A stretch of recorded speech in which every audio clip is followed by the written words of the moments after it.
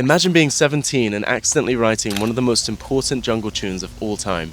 In the early 90s, while most kids were doing homework, a teenager from Essex called Andy Clark was in his bedroom studio with his mate Ant Miles, building Jungle from scratch. Together, they called themselves Origin Unknown, and in 1993, they dropped a tune that changed everything.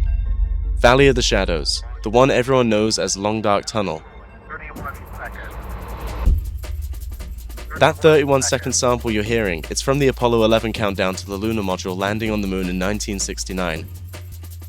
Felt that I was in the long dark tunnel.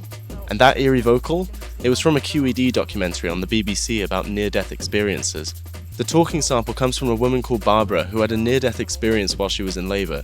She later found out about the tune because her daughter, who was listening to Kiss FM around 96, heard and told her mum she was on some hardcore record.